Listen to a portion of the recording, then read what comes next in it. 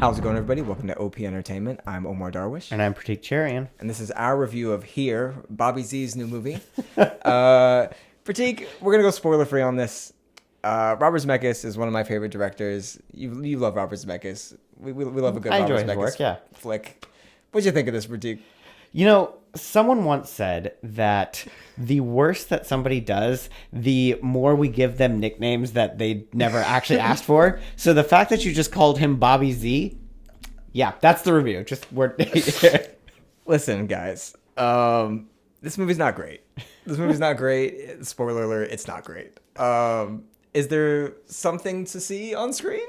Sometimes. Sure, yeah. What's this movie about, Pratik?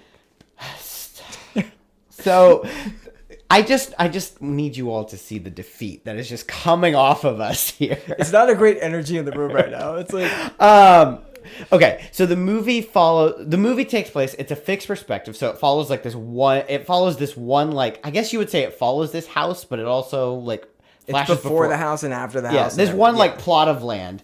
And we're kind of just watching the events that unfold like through various points in time, but it primarily follows this one family played by Tom Hanks and Robin Wright, but it's mostly following Robin Wright and Tom Hanks, but Tom Hanks' dad is played by Paul Bettany, and it almost feels like he's as much of a main character as anyone else. I'm just gonna say he's my favorite part of the whole movie. I don't know if he was your favorite part of the whole movie. He was a part.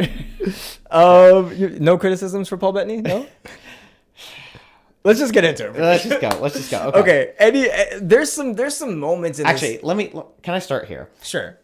Sure. So the movie starts with like this opening kind of montage, like flashing forward and backwards, and like, I don't know, like we just get this like quick montage throughout. Yeah. And we kind of get a little bit of a preview of the timelines that we're going to see. Sure. But that opening montage felt so much like something that I saw at Disney World or at like a museum or something. Like, it's that quality of acting and cinematography. Literally, and it felt like an ad. The whole thing felt like an ad. It felt like when you're sitting down to watch the movie and they play like a little preview before the movie of like everybody going to the movie theaters or whatever. It felt like that. Like, oh, here's everybody for outside. I thought they were gonna this was gonna end with them getting in a car and going to the cinema and it was gonna be like AMC. Like, I was like, oh, okay. Now the movie starts. But you're right. That feeling, though, doesn't really go away, does it? Every time they flash to the past, like, before the house is built, like, the lighting is just off. The sets are weird. Okay. Through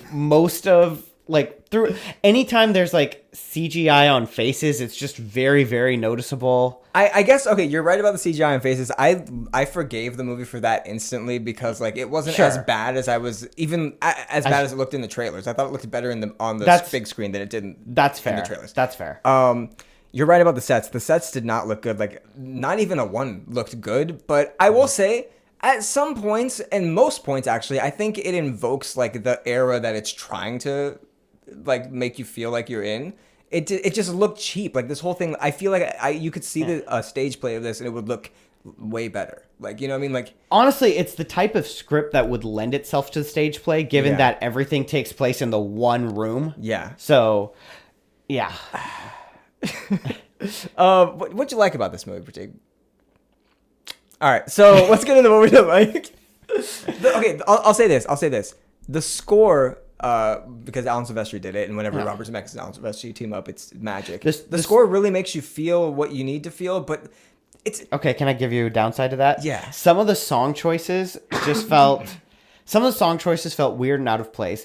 And there was other times where there's like... where the movie, so like when the movie transitions between time periods, usually the way it does it is there's like a box on screen that will like show you the other time period, and then it transitioned. And there was one shot in particular where the like little box appeared, but the only reason it was there is so that they could use a Beatles sound like during another scene, and then it goes like I was fully expecting us to transition there. We never transitioned, and it just felt so like, as much as I like the sound, some of the song like specific sound like song choices was distracting. Okay, so that being said, do we think the purpose of this movie was because Zemeckis was like, oh, I've got this new technique I want to use for like transitions. Yeah, for not even for transitions, but like, for example, there's like it'll show like decades in the future. There's someone puts a mirror down, but they use it in the past to like have show a conversation. That one I thought was kind of clever. Yeah, that's what I'm saying. That like, one I didn't mind. Did he just like wake up one night? He was like, oh, he has this vision in his head. He's like, I got to make this whole movie because of that. Like, so you're saying this is like the film? This is like the film equivalent to when you discovered transitions on PowerPoint slides, and then all of a sudden everything was dissolved and wipes. Yeah, exactly. Okay, all right. I mean, sure. I guess I'm struggling to figure out like other than like. It's clear that Zemekis is getting up there in his age and he's starting to reflect on his life and what really matters. And like, it's just so surface level, and not that can't be, you can't find some great things in there, but maybe it's because he really wanted this message to get across. So he's like, let me just tell it as simple as possible. You've seen every scene in this, every frame of this in 1,000 different versions of media before. The movie, to me, the theme of the movie is really just the commonality of the human experience. Mm-hmm. And so like, through these timelines, we see ups and downs and love and loss and et cetera, et cetera, et cetera. So I guess if I had to say one positive thing about the movie, it's that because the movie is tackling these very, very general, relatable human themes, like there are moments where like you can relate to the things that the characters are going through at various points because of that. But like you said, I've seen all of these same things executed better in probably other projects that these exact same actors are in. Like if I really wanted to think about it. And like everybody in this movie is talented. And like I'm not saying they phoned it in or anything. I just don't think that, I don't know. Yeah, I was very let down by this because it's an interesting concept. Do you think it was just a gimmick? Like, yeah, it feels like a gimmick because it feels like that was the reason they made the movie and nothing else. Like that's kind of what I was getting at. I just, it feels like, oh, come watch this movie because it's cool to see this from a fixed perspective. But like, again, like why are you telling this story? Like, I don't know. I guess the ends didn't really justify the means for me enough with this. Are you ready to score it? Because the movie, I'm ready to score it. I feel like we could keep going in, keep bashing it. Yeah, but I could. For sure, I could. I mean, I'll if you want, I'll go first. Sure.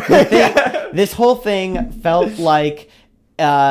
It felt like an anthology movie, but without any kind of connecting theme. All over the place, this movie. It's so all over the place, and there's no like rhyme or reason as to why we're cutting back and forth or why anyone's doing what we're doing. It's very, very basic. There's not a standout acting performance to speak of. There's not a single thing in this movie that I consider to be interesting or noteworthy.